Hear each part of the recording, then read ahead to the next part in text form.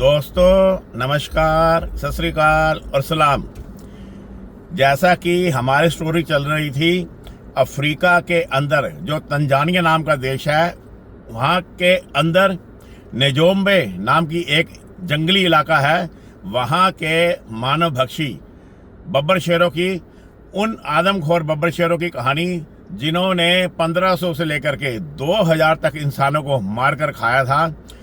और इससे पहले मैंने इसके 2 पार्ट बनाए हैं। आज मैं आपको बताऊंगा कि किस प्रकार जॉर्ज रश्बी ने उन बब्बर शेरों को पैदल जंगल के अंदर चलकर ढूंढ कर कुछ गजों की दूरी से गोली से मार गिराया था। सारा घटनाक्रम मैं आपको सुनाऊंगा कि कैसे कैसे क्या क्या घटनाएं हुई और किस प्रकार जॉर्ज रश्बी ने बब्बर शेरों को ठिकाने लगाया। लेकिन इससे पहले जो पहला पार्ट था, उसमें मैंने आपको बताया था कि कैसे वो बब्बर शेर आदमखोर बने थे और किस प्रकार जॉर्ज रश्बी का आगमन हुआ था नेजोम्बे में। और सेकंड पार्ट में मैंने आपको बताया था कि किस प्रकार 2 चरवाहों को झोपड़ी तोड़ करके बब्बर शेरों के द्वारा निकाल कर खा डाला गया था और किस प्रकार एक 8 वर्ष की जो लड़की थी, उसके माँ को भी उस बब्बर शेर के द्वारा मार कर खा लिया था। और उसके बाद आगे का जो घटनाक्रम है वो मैं आज आपको बताता हूँ। सुबह नाश्ते में जो कुछ मिला उसको खा करके जो जॉर्ज रश्बी थे, वो घटना स्थल पर अपने 2 जो फॉरेस्ट के स्काउट थे, जो फॉरेस्ट गार्ड थे, उनके साथ जा पहुंचे। और घटना स्थल पर जाकर के उन्होंने देखा कि उन बब्बर शेरों के ग्रुप ने जिस जगह पर उस औरत को पकड़ा था, उसी जगह पर उन बब्बर शेरों के द्वारा उस औरत को मारकर खाना शुरू कर दिया था। वहां पर जगह जगह चबाई हुई हड्डियां पड़ी हुई थी और एक तरफ उस औरत की खोपड़ी पड़ी हुई थी, जिसके अंदर से बब्बर शेरों के द्वारा दिमाग को निकाल करके खा लिया गया था। यह उन बब्बर शेरों का एक अजीब व्यवहार था जो जॉर्ज रश्बी को नजर आया। इससे पहले मम्बेया गांव के अंदर जो 2 चरवाहे उन बब्बर शेरों के द्वारा रात को मारे गए थे, एक दिन पहले ही वहां पर भी बब्बर शेरों ने उन चरवाहों के खोपड़ी के अंदर से दिमाग को निकाल करके खा लिया था। और यहाँ भी इस औरत के साथ भी उन्होंने ऐसा ही किया, उसकी खोपड़ी को तोड़ करके उसमें से दिमाग को निकाल कर खा गए। ऐसा व्यवहार जॉर्ज रश्बी को इससे पहले कभी देखने को या सुनने को नहीं मिला था। और सबसे बड़ी बात यह है कि जिस जगह पर उन बब्बर शेरों ने उस औरत को मारकर खाया था, वहां पर जगह जगह पगमार्क पड़े हुए थे, बड़े बड़े गहरे पगमार्क थे, जो इस बात का सूचक थे कि बब्बर शेरों के बीच खाने को लेकर के झगड़ा भी हुआ था। ये जो बब्बर शेर हैं, जब ये शिकार करते हैं तो ये एक यूनिटी में करते हैं, इकट्ठे होकर शिकार करते हैं। लेकिन जब खाने की बारी आती है तो खाने के लिए अक्सर ये झगड़ालू हो जाते हैं, इनमें झगड़ा होना शुरू हो जाता है और अधिक से अधिक और अच्छे से अच्छा मांस खाने के लिए ये आपस में झगड़ते हैं। और उन पगमाकों को देख करके जॉर्ज रश्बी को ये अंदाजा नहीं हो रहा था कि ये कितने बब्बर शेरों का ग्रुप था, कितनी शेरनियां थी इस ग्रुप में और कितने बब्बर शेर थे, नर शेर थे। तो भी इतना तो उन्हें जान पड़ रहा था कि 3 या 4 या 5 भी ये बब्बर शेरों का ग्रुप था जिन्होंने उस औरत को पकड़ कर मारा था। और उसके बाद में वो जो पगमार्क थे वो एक तरफ जंगल की तरफ निकल गए थे और वो जो पगमार्क जाते हुए बन रहे थे वो भी आपस में इस तरह से मिक्स हुए पड़े थे कि उनकी गिनती करना मुश्किल था। लेकिन पगमार्कों को देख करके जॉर्ज रश्बी को ये आइडिया हो गया था कि उनमें कुछ तो बब्बर शेर है मेल और कुछ शेरनियां हैं फीमेल हैं। और जॉर्ज रश्बी ने अपने दोनों स्काउट्स को साथ लिया और साथ में 2 गांव वाले भालों के साथ में, जो उनके परंपरागत हथियार होते हैं, भालों को लेकर के वे चले। और इस प्रकार कुल 5 जनों की ये टोली चली उन बब्बर शेरों को ढूंढने। सबसे आगे आगे चल रहे थे जॉर्ज रश्बी। जॉर्ज रश्बी के पीछे उनका एक स्काउट था राइफल के साथ में, और उस स्काउट के पीछे 2 भाले वाले अफ्रीकी थे और सबसे पीछे एक दूसरा स्काउट चल रहा था। इस प्रकार ये एक लाइन बना करके जंगल में जो बब्बर शेरों के जो पगमार्क थे उनको देखते हुए आगे चले। करीब 500-700 मीटर जाने के बाद में जो पगमार्क थे, पहले तो वो कुछ धुंधले होने शुरू हो गए क्योंकि थोड़ा सा पथरीला इलाका, घास वाला इलाका आ गया था। और बाद में वो जो पगमार्क थे वो एकदम से गायब भी हो गए। और काफ़ी देर तक ये जो सर्च पार्टी थी वे वहाँ पर इस बात के बारे में आपस में विचार विमर्श करती रही कि अब किस दिशा की तरफ जाया जाए। बब्बर शेर क्या घास के ग्रासलैंड में चले गए हैं या जंगल में चले गए हैं या सीधे ही गए हैं। काफ़ी देर विचार विमर्श के बाद उन्होंने ये फैसला किया कि सीधा ही जाया जाए। 1 घंटा उस सर्च पार्टी को हो गया था बब्बर शेरों के पीछे पीछे चलते हुए, और अफ्रीका का जो जंगल था वो अब तपना शुरू हो गया था, क्योंकि सूरज अब काफ़ी ऊंचाई को प्राप्त कर चुका था। जॉर्ज रश्बी के हाथ में .470 की रिग्बी की डबल बैरल की शक्तिशाली राइफल थी, और वो एक एक कदम बड़े फूंक फूंक कर चल रहे थे, क्योंकि बब्बर शेर कहीं पास भी हो सकते थे और मीलों दूर भी हो सकते थे।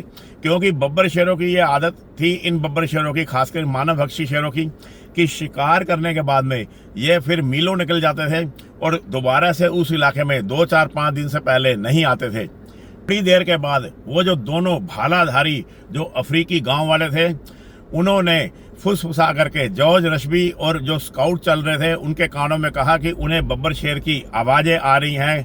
कभी वो बोलते थे कि राइट से आवाज़ आई है, कभी वो बोल रहे थे लेफ्ट से आवाज़ आई है। वे बहुत डरे हुए थे और काफ़ी घबराए हुए थे, लेकिन जॉर्ज रश्बी को ऐसी कोई आवाज़ नहीं आई थी। तो उन्होंने उनको बोला कि तुम लोग हमारे बीच में हैं, हमारे ऊपर विश्वास रखो, या फिर तुम लोग, हम यहाँ खड़े हैं, यहाँ से वापस चले जाओ। लेकिन वहाँ से वापस जाना भी खतरे से खाली नहीं था, क्योंकि वो 1 घंटे की ट्रैकिंग कर जंगल के अंदर करीब 3-4 किलोमीटर दूर तक आ चुके थे, और उन दोनों अफ्रीकियों को जो जॉर्ज रश्बी थे वे वहाँ तक छोड़ने में नहीं जा सकते थे, क्योंकि इससे वक्त की बर्बादी हो सकती थी। वो अफ्रीकी ना चाहते हुए भी मजबूरी में उनको साथ ही चलना पड़ा, लेकिन जॉर्ज रश्बी ने उनको बोला कि वे खामोश रहें और अब उनको बोलना नहीं चाहिए बिल्कुल भी, क्योंकि आगे कभी भी बब्बर शेरों से सामना हो सकता है। हवा में एक अजीब सी खामोशी छाई हुई थी। बीच बीच में शेरों के पगमार्क यह बता रहे थे कि शेरों का जो झुंड है वो 1-2 घंटे पहले ही यहाँ से गुजरा है। लगभग 1.5 घंटे की ट्रैकिंग के बाद जो जॉर्ज रश्बी थे वो अचानक रुक गए, क्योंकि उनको बिल्कुल क्लियर जो बब्बर शेरों के पगमार्क एक जगह नजर आए। इन पगमार्कों को देखने के लिए जॉर्ज रश्बी ने, जो उनके पीछे गेम वार्डन चल रहा था, उसको हल्का सा हाथ दबा करके इशारा किया कि वो नीचे बैठ करके झुक करके उन पगमार्कों की जांच करना चाहते हैं, और वे चारों तरफ ध्यान रखें, क्योंकि जंगल में खासकर जब मानवभक्षी शेरों का शिकारी के द्वारा पीछा किया जाता है, चाहे वो गुलदार है, चाहे वो लायन है, चाहे वो टाइगर है, उनका अगर पीछा किया जाता है तो जो बैठा हुआ इंसान होता है या झुका हुआ इंसान होता है वो सबसे ज़्यादा असुरक्षित अवस्था में उस समय होता है। इसलिए जॉर्ज रश्बी को घेर करके जो दोनों स्काउट थे, एक लेफ्ट साइड में एक राइट साइड की तरफ सतर्क निगाहों से देखने लगे, और उनकी इस हरकत से जो अफ्रीकी थे वे और ज़्यादा घबरा गए थे, और उन निशानों को करीब 2-3 मिनट तक अच्छी तरह से देखने के बाद में जॉर्ज रश्बी खड़े हुए और उन्होंने धीरे से फुसफुसा कर बोला कि ये जो बब्बर शेर है यहाँ से घास के मैदान के अंदर की तरफ वो चले गए हैं, और अब वो ज़्यादा दूर नहीं है, ज़्यादा से ज़्यादा वो हमारे से केवल 1.5-2-3 मिनट की दूरी पर ही होंगे, और ये भी हो सकता है कि उन बब्बर शेरों के द्वारा हमारे पीछा करने का भनक लग गई हो और वे घासों के अंदर छिप गए हों और घात लगा कर बैठ गए हों, या ये भी हो सकता है कि उनके आने से पहले वो अनायास ही दिन में आराम करने के लिए वो घासों के अंदर चले गए हों।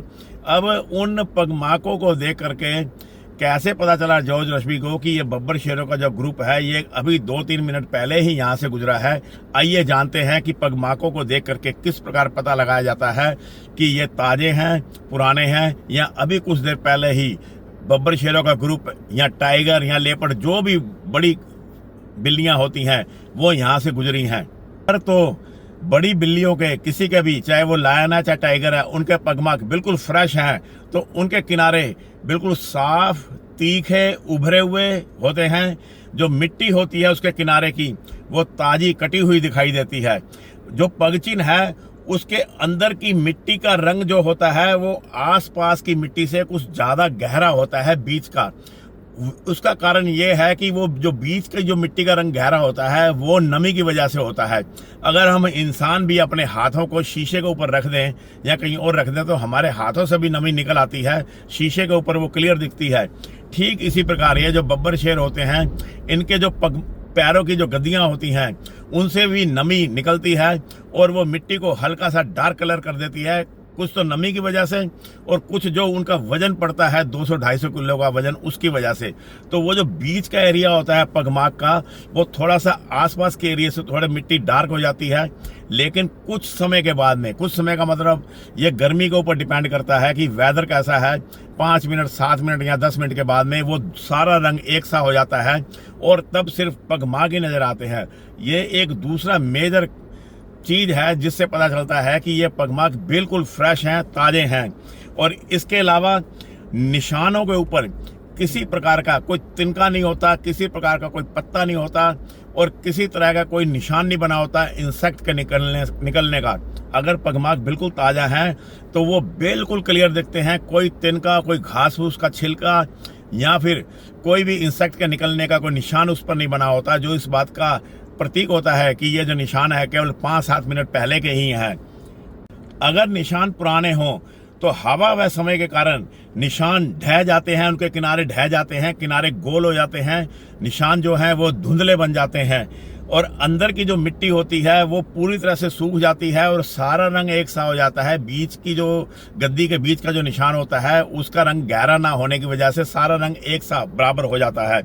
और हवा चलने से वो जो पगमार्क होते हैं उनके ऊपर तिनके, घास फूस भी आ जाती है और कीड़े मकोड़े भी आ जाते हैं पुराने निशानों के ऊपर, लेकिन नए निशानों में ये बिल्कुल क्लियर होता है। इसके अलावा एक और मेन चीज है कि ये जो पगमार्क होते हैं जब पुराने, जैसे जैसे पुराने होते जाते हैं, उन पगमार्कों के बीच में गर्मी की वजह से, धूप की वजह से दरारें पड़ने लगती हैं, क्रैक बनने शुरू हो जाते हैं और धीरे धीरे पगमार्क जो हैं उनमें एक क्रैक की लाइन बन जाती है नमी के उड़ने की वजह से। उनसे पता चलता है कि ये जो पगमार्क हैं ये 8 घंटे 10 घंटे पहले के हैं, पुराने हैं। और ऐसे ही जॉर्ज रश्बी ने जब देखा कि वो जब जॉर्ज रश्बी नीचे बैठे थे तो वो यही देख रहे थे कि पगमार्कों के बीच में हल्की सी उनको नमी फीलिंग आ रही थी, दिख रही थी और जो मिट्टी का कलर था वो थोड़ा सा डार्क नजर आ रहा था। उससे जॉर्ज रश्बी को ये पूरा अंदाजा हो गया कि केवल 2-3 मिनट पहले ही वो जो बब्बर शेरों का ग्रुप है वो यहाँ से निकलना है और अब पूरी सावधानी की जरूरत है। कभी भी अब यमराजों से भिड़ंत हो सकती है और यमराज भी कोई नॉर्मल बब्बर शेर नहीं, वो मानव भक्षी बब्बर शेर जिन्होंने कई इंसानों को ठिकाने लगा दिया था। तो ये 4-5 आदमियों से वो क्या डरते, वो तो गांव के अंदर ही घुस करके इंसानों को निकाल कर ले जाते थे। इसलिए अब सावधानी की पूरी जरूरत थी। सो जॉर्ज रश्बी ने अपने स्काउटों को बोला कि अब उनको पूरी तरह से तैयार रहना चाहिए कि कभी भी बब्बर शेरों के साथ भिड़ंत हो सकती है। और घासों में घुसने से पहले उन्होंने अपनी राइफल को अच्छी तरह से चेक करा कि वो लोडेड है, सारा कुछ सही है राइफल में, और उसके बाद राइफल को हाथों में मजबूती से थाम करके वे जंगल के अंदर, घासों के अंदर एंटर कर गए। अब वे जो दोनों अफ्रीकी भालाधारी थे वे बहुत ज़्यादा बेचैन हो गए थे, लेकिन वो कर भी कुछ नहीं सकते थे और बोल भी कुछ नहीं सकते थे। और उस घास के जो ग्रासलैंड था उसके अंदर एक पतली सी अस्पष्ट सी पगडंडी जा रही थी जो कि जंगली सूरों के आने जाने से बनी होगी। और उस पगडंडी के ऊपर से होते हुए जो बब्बर शेर थे वे अंदर की तरफ गए थे और जंगल इतना ज़्यादा खामोश था कि अपने दिल की धड़कन भी उन शिकारियों को सुनाई पड़ रही थी। वो पगडंडी आगे चल करके कुछ कदम चल करके करीब एकदम से बाईं तरफ मुड़ गई थी और सबसे बड़ा जरूरी था कि उस मोड़ पर बड़े ध्यान से जाना, एक एक कदम, एक एक इंच आगे बढ़ते हुए ये एक लाइन बना करके जब आगे बढ़े तो धीरे धीरे जो आगे का रास्ता था उनकी निगाहों में आता गया और जब पूरा रास्ता आ गया तब वे कुछ बेफिक्र हुए। और जहां पर अब ये खड़े थे वहां से करीब 30-40 गज की दूरी पर एक भारी अंजीर का पेड़ था। और जॉर्ज रश्बी को अफ्रीका के जंगलों का बहुत ज़्यादा पुराना अनुभव था। उन्होंने अपनी तमाम ज़िंदगी हाथियों के शिकार में और शेरों के शिकार में पहले लगाई थी और इसलिए वे जानते थे कि ये जो बब्बर शेर होते हैं शिकार करने के बाद में अक्सर अपने दिन में सोने के लिए किसी भारी पेड़ की छाया में लेटे हो सकते हैं और इसलिए उस पेड़ तक जाने के लिए उनका बब्बर शेरों को देखना जरूरी था। हर कदम के साथ जो जंगल था वो खामोश होता चला जा रहा था। बहुत ज़्यादा खामोशी थी जंगल में, कोई पंछी की चहचहाट नहीं, किसी झिंगुर की कोई आवाज़ नहीं और असाधारण रूप से वो जंगल खामोश था। और इस खामोशी का एक ही मतलब था कि जो जंगल का राजा है, उसकी नींद में ये जो जंगल के जानवर है या प्रकृति है वो खलल नहीं डालना चाहती।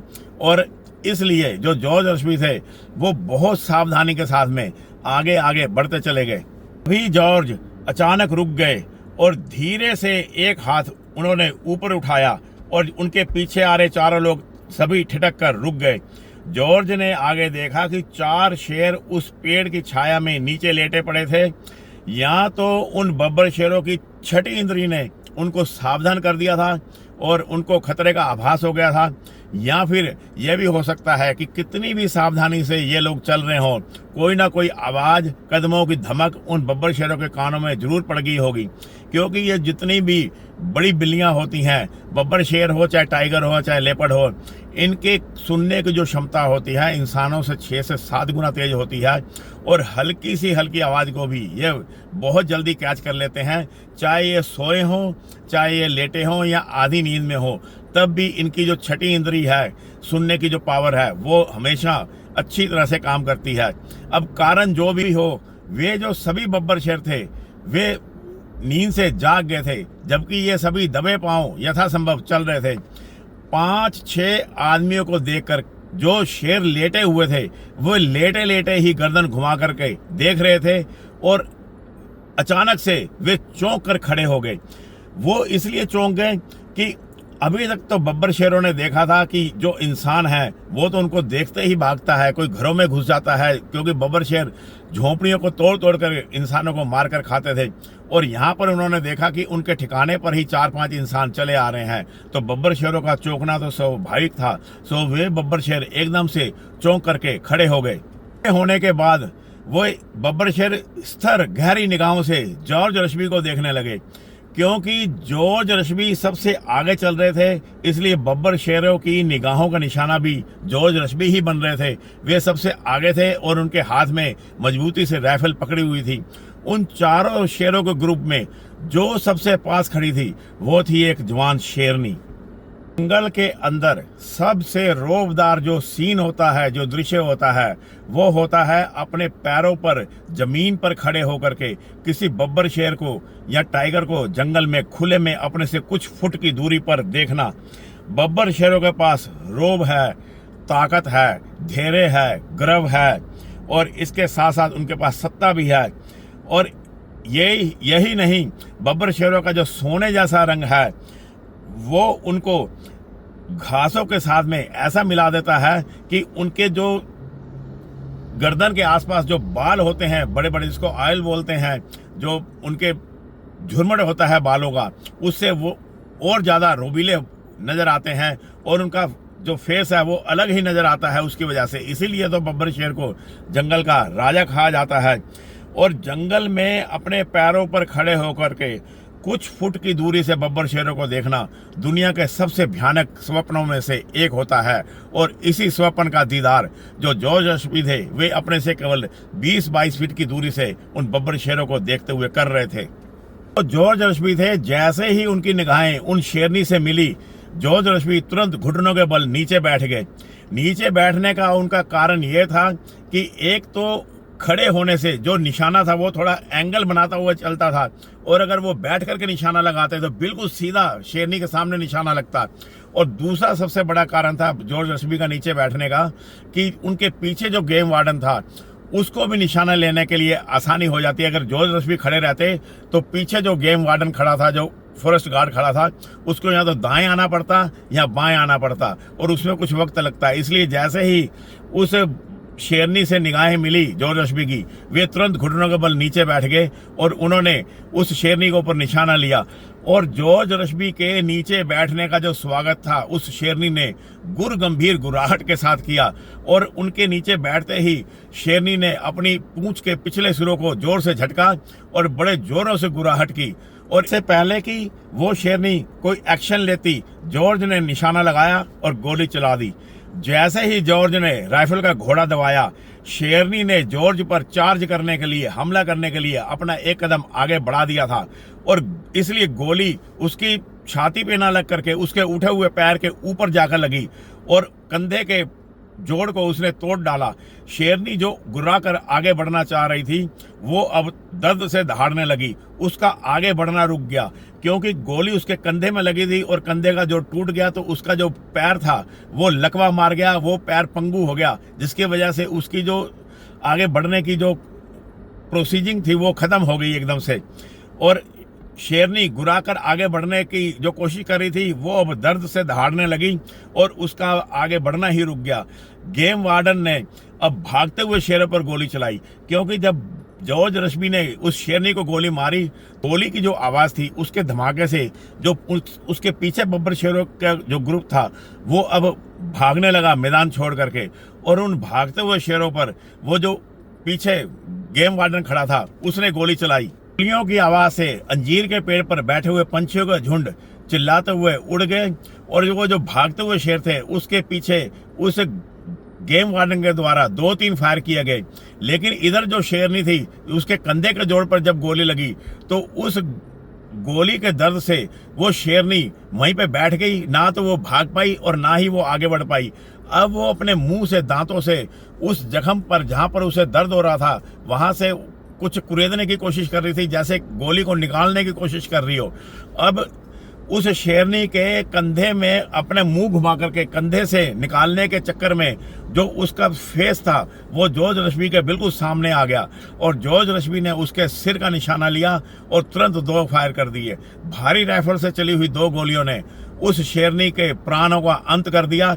बाद उस शेरनी का जो मुंह था वो धीरे धीरे गिरता हुआ अपने पंजे के ऊपर ही टिक गया और उसके सिर में लगे 2 सुराखों से जो खून की धारा थी वो बह निकली। और जॉर्ज रश्मी के पीछे जो अफ्रीकी खड़े हुए थे अब उनको जॉर्ज रश्मी पर पूरा विश्वास हो गया था कि जॉर्ज रश्मी की राइफल में दम है और इतनी दूर से उन्होंने इस मानव बख्शी शेरनी को निशाना लगा करके मार डाला है। और इस प्रकार उन इंसानों को मारकर खाने वाली ये पहली मानव भक्षी शेरनी का जॉर्ज रश्मी के द्वारा सफलतापूर्वक शिकार किया गया। उस शेरनी को उठा करके गांव लाया गया और वहां पर आकर के उसकी खाल को जॉर्ज रश्मी के द्वारा उतारा गया। वे गांव इसलिए लेकर के आए थे ताकि लोग अपनी आंखों से देख सके कि जिस मानव भक्षी शेरनी ने सैकड़ों लोगों को मारकर खाया था उसको गोली मार दी गई है और उनका जॉर्ज रश्मी पर अब विश्वास हो जाए कि वे कामयाब हो सकते हैं इन मानव भक्षी शेरों को मारने के लिए। ये कोई मंत्र वाले जादू टोने वाले बब्बर शेर नहीं है। और इस प्रकार जब वो उस बब्बर शेरनी की स्किनिंग कर रहे थे, खाल को उतार रहे थे, तो गांव वाले पास में आकर के आंखें फाड़ फाड़ करके उस शेरनी को देख रहे थे और कई गांव वालों ने तो उसके पंजे को छू छू करके देखा और उसके जो केनाइन थे उसको खुरपे जैसे जो दांत थे उनको वो देखने लगे और वे आपस में बातें करने लगे कि इन दांतों से, इन पंजों से बचना कितना मुश्किल काम है। उन दांतों को, उन जबड़ों को पकड़ करके कई गांव वाले बैठ गए और वे कल्पना लोक में पहुंच गए कि किस प्रकार इस मानव भक्षी शेरनी ने इंसानों को इन जबड़ों से मारा होगा, इन दांतों से मारा होगा और उनके टुकड़े टुकड़े करके उसको खा लिया होगा।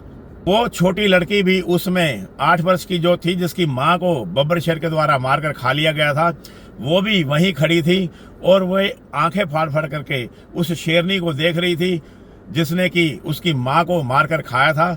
और अब जो जॉर्ज रश्मी थे उस 8 वर्ष की जो लड़की थी उसके हीरो बन गए थे। अगले दिन जॉर्ज रश्मी वांगी गोम्बो गए और साथ में शेरनी की खाल, उसकी खोपड़ी भी लेकर के गए थे ताकि वांगी गोम्बो के जो लोग हैं वो भी इस शेरनी को अपनी आंखों से देख सकें। वांगी गोम्बो का जो इलाका था वो भी इन आदमखोर शेरों का हेडक्वार्टर बना हुआ था। वहां पर भी रोज मानव भक्षी की घटनाएं घट रही थी और वहां के लोग बाग तांत्रिक माता मुल्ला मंगेरा का ही प्रकोप मान रहे थे। और ये खाल व खोपड़ी वहां के निवासी गांव वालों को जो जॉर्ज रश्मी थे वे दिखाना चाहते थे और बताना चाहते थे कि ये एक साधारण शेर है, ये कोई अलौकिक शक्तियों से परिपूर्ण बब्बर शेर नहीं है। वांगी गोम्बो में जहाज के 2 भरोसे वाले फॉरेस्ट गार्ड स्काउट उन मानव भक्षी शेरों के शिकार की कोशिश में भी लगे हुए थे। जब जॉर्ज वांगी गोम्बो पहुंचे थे तो वांगी गोम्बो के इलाके में भी 2 जो स्काउट्स थे, जो फॉरेस्ट गार्ड थे, उनकी ड्यूटी ऑलरेडी जो रश्मी थे उनके द्वारा लगाई गई थी। और उन दोनों गेम स्काउट्स ने जॉर्ज रश्मी को बताया कि पिछली रात को ही पास वाले जंगल से बब्बर शेरों के दहाड़ने की आवाज़ें आ रही थी और उनका पूरा अंदाजा है कि यहाँ से 3-4 किलोमीटर दूर ही बब्बर शेरों का एक ग्रुप रुका हुआ है और अगर खोजा जाए तो वो मिल सकता है।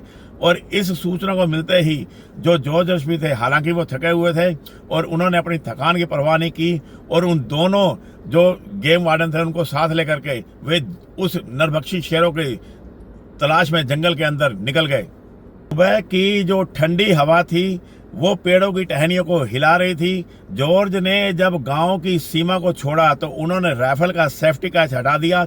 अब वो दोनों गेम वार्डन और साथ में जॉर्ज रश्मी, ये तीनों जने एक लाइन बना करके जंगल में घुस गए।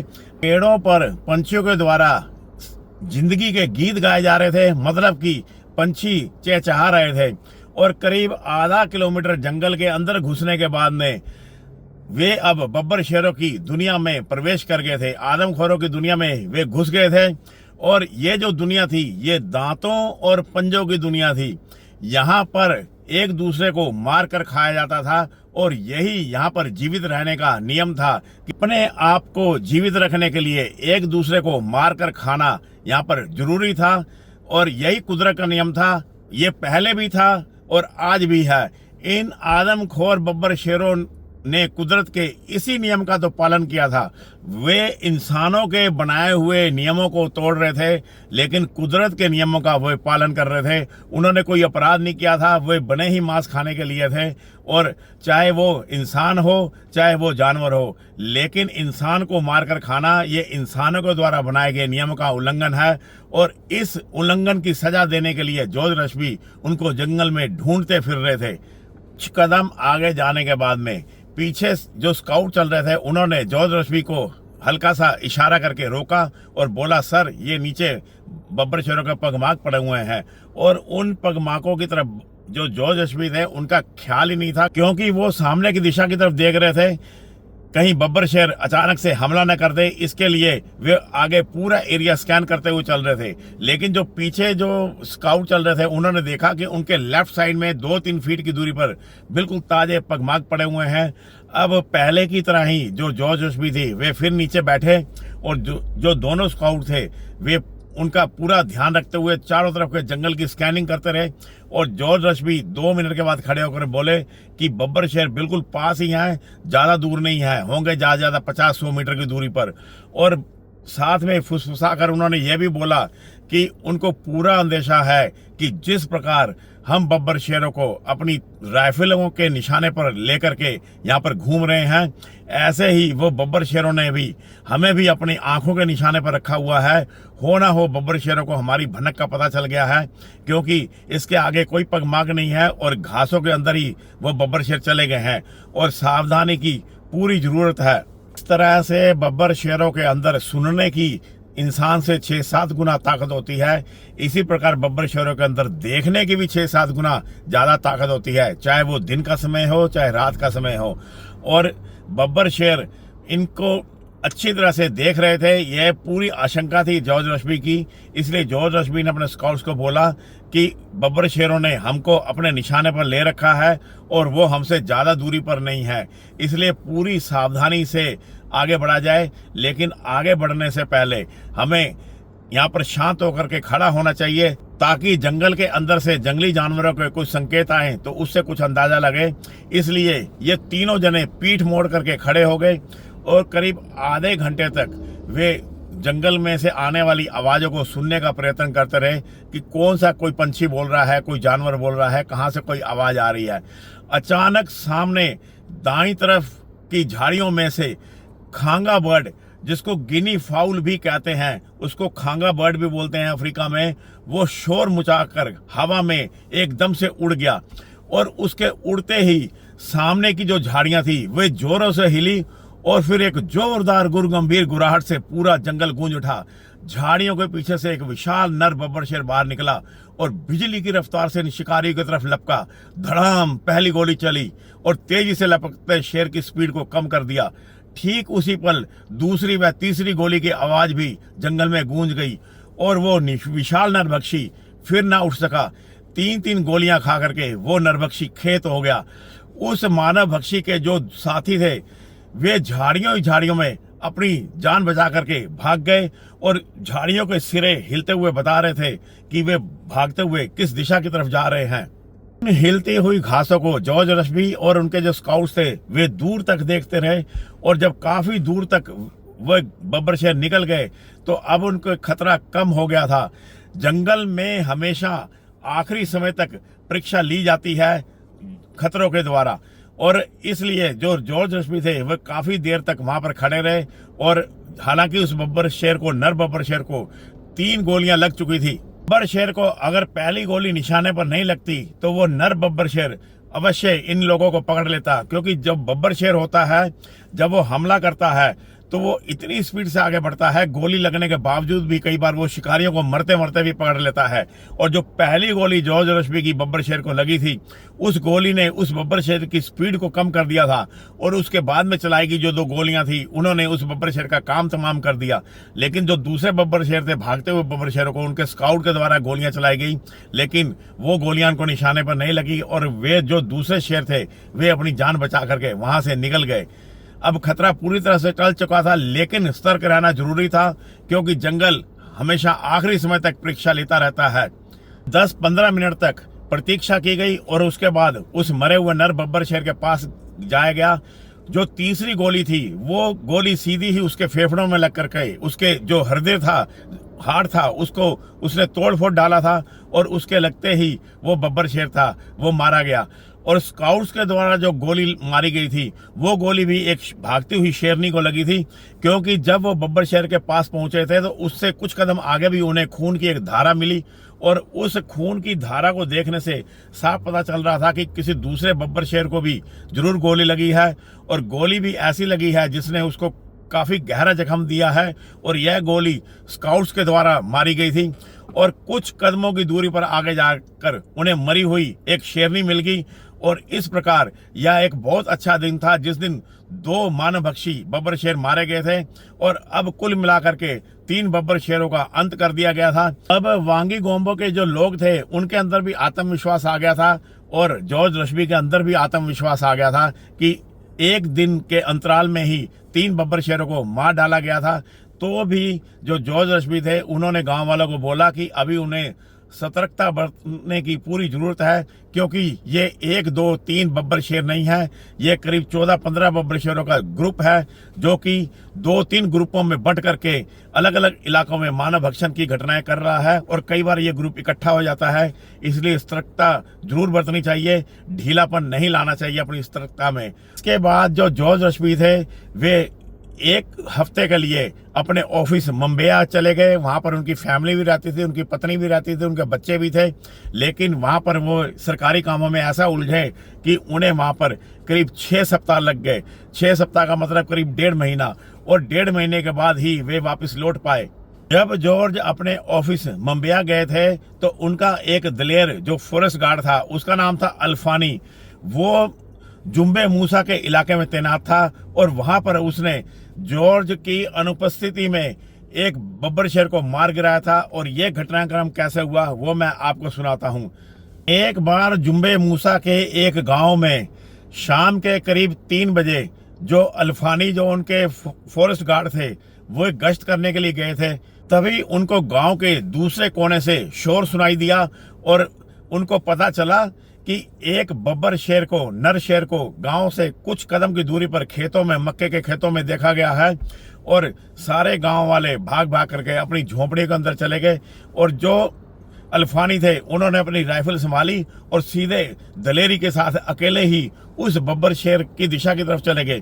अब अल्फानी को तो ये पता नहीं था कि वो एक बब्बर शेर है या उनका ग्रुप है, और यहाँ पर उस फॉरेस्ट गार्ड अल्फानी की दलेरी देखिए कि वो अकेले ही निकल गए, जबकि उन्हें पता ही नहीं था कि बब्बर शेर एक है या उनका पूरा ग्रुप है। लेकिन जब वो वहां पर पहुंचे तो उनको पता चला कि केवल अकेला एक नर बब्बर शेर वहां पर आया है जो कि मक्के के खेतों में छिपा हुआ है। और कई बार ऐसा होता है कि बब्बर शेर अपने ग्रुप को छोड़ करके गश्त के लिए निकल जाते हैं और 4-5 दिन गश्त लगा करके फिर वापस अपने ग्रुप में शामिल हो जाते हैं। लेकिन उनको भूख तो लगती है जब अकेले होते हैं। ये बात नहीं है कि बब्बर शेर शिकार नहीं करते। आम लोगों में यह धारणा है कि जो शिकार है वो केवल शेरनियां ही करती हैं, फीमेल करती हैं, मेल शिकार नहीं करता। लेकिन जब जरूरत पड़ती है तो मेल भी उतनी तत्परता से, उतनी कुशलता से शिकार कर सकता है जितनी कुशलता से बब्बर शेरनियां शिकार करती हैं। और इस प्रकार वो अपने आप को जीवित रखते हैं जब वो अकेले अपने झुंड को छोड़ करके गश्त में निकले होते हैं। और यहाँ पर ये बब्बर शेर भी जान पड़ता है, ग्रुप को छोड़ करके कुछ दिनों के लिए गश्त पर निकला होगा अपने एरिया की, और उसको भूख सता रही थी तो वो इस गांव की तरफ वो आ गया। जब अल्फानी उस जगह पर पहुंचे जहां पर कि बब्बर शेर मक्के के खेत में था, तो वो बब्बर शेर मक्के के खेत में अल्फानी को देख करके बैठ गया और जो अल्फानी थे वो भी वहीं पर खड़े हो गए। अब जो अल्फानी थे उनको ये तो अंदाजा नहीं था कि बब्बर शेर वहीं पर बैठा हुआ है या फिर वहां से मूव करके चला गया है। थोड़ी देर के बाद में जो मक्के के ऊपर के सिरे थे वे धीरे धीरे हिलने लगे और उससे जो अल्फानी थे उनको अंदाजा हो गया कि जो बब्बर शेर है उनकी दिशा की तरफ धीरे धीरे बढ़ रहा है। और अल्फानी ने अपनी राइफल को मजबूती से थाम लिया और तब अचानक से जो मक्के के खेत थे उनके अंदर तूफान आ गया और बड़े जोरों से जो बब्बर शेर था उसने गुर्रा करके एक तेज दौड़ अल्फानी की तरफ लगा दी और उसने अल्फानी के ऊपर हमला कर दिया। उस अकेले इंसान को देख करके उसने सोचा कि ये तो अच्छा शिकार मिला है, अब इसको पकड़ लिया जाए। जब वो बब्बर शेर तेजी से दौड़ता हुआ अल्फानी की तरफ आया उसको अपना शिकार बनाने के लिए, तो जो स्काउट अल्फानी थे वो वहां से भागे नहीं, वो वहीं पर मजबूती से राइफल को लेकर के खड़े रहे। और तब बब्बर शेर भी एक पल के लिए ठिठका, क्योंकि बब्बर शेर को ये पता था कि जब वो इंसान की तरफ भागते हैं तो वो जान बचा करके झोपड़ियों में चले जाते हैं, और यहाँ पर ये भागा नहीं, मजबूती से खड़ा रहा। और बब्बर शेर कुछ पल के लिए ठिठका और उसके कुछ पल के लिए ठिठकते ही जो अल्फानी थे उन्होंने निशाना लिया और धाएं एक गोली छोड़ दी। गोली खाकर गोली के धक्के से शेर गिरा और गिरकर वो फिर उठ खड़ा हुआ और पलटकर भाग गया। कुछ दूर जा करके वो मक्के के खेतों में जाके छिप गया। अब अल्फानी ने उसका पीछा कर उसे मारने के लिए बड़ी सावधानी से आगे बढ़ने के बारे में सोचा। चारों तरफ एकदम घोर सन्नाटा था, छोटी सी गलती भी अल्फानी की जान ले सकती थी और वो अकेला था और रात का अंधेरा गिरने में अभी 2 घंटे बाकी थे। टूटी हुई छितराई हुई मक्के की जो फसल थी उनके ऊपर पड़े हुए खून की बूंदें बता रही थी कि शेर ज्यादा दूर नहीं गया होगा। राइफल को मजबूती से पकड़कर हर कदम फूंक फूंक कर अल्फानी आगे बढ़ा। अचानक सामने के मक्के के खेतों में जोरदार हलचल हुई और अगले ही पल वो विशाल नर शेर मक्के की फसल को रौंदता हुआ बड़ी तेजी से अल्फानी की तरफ दौड़ा। वो बब्बर शेर मक्के की फसलों को रौंदता हुआ, मिट्टी को अपने पंजों से उड़ाता हुआ और मुंह से हूं हूं की आवाज करता हुआ, गुर्राता हुआ तेजी से अपना बदला लेने के लिए अल्फानी की तरफ दौड़ रहा था। और अल्फानी वापस पलटकर भागे नहीं और निशाना लेकर के वे तैयार हो गए। और मेन चीज ये है कि ये जो बब्बर शेर हैं ये अंधी वीरता का प्रदर्शन करते हैं। इसके मुकाबले जो टाइगर होता है वो कभी भी अंधी वीरता का प्रदर्शन नहीं करता। जब कोई एक टाइगर घायल हो जाता है और जब शिकारियों के द्वारा उस टाइगर का पीछा किया जाता है तो जो टाइगर है वो घात लगा करके छिप जाता है। और ऐसे ही गुलदार भी करता है, जब शिकारी के द्वारा उसका पीछा किया जाता है तो गुलदार भी घात लगा कर छिप जाता है। शेरों की एक आदत होती है, शेरों का मतलब मैं टाइगर की बात कर रहा हूँ, बाघों की एक आदत होती है कि जो बाघ हैं वो गोली खाने के बाद में हमेशा पानी वाली जगह के पास जाने की कोशिश करते हैं। अगर पास में कोई जलाशय है, कोई नदी है या कोई पोखरा है, वहां वो जाने की कोशिश करते हैं, क्योंकि बाघों को पानी बहुत पसंद होता है। इसलिए जो घायल बाघ होता है उसको खोजने का ये बहुत आसान बढ़िया तरीका है कि अगर आसपास कोई पानी का सोता है तो शिकारी की कोशिश होती है कि वहीं जाया जाए। लेकिन जो बब्बर शेर है ये घात लगाकर हमला नहीं करता। बब्बर शेर अंधी वीरता का प्रदर्शन करता है, इसीलिए तो इसको राजा बोला जाता है। बब्बर शेर छिप करके वार नहीं करता, जब वो घायल हो जाता है तो सामने से ही पकड़ने की कोशिश करता है और इसलिए बब्बर शेर को गोली मारना आसान होता है।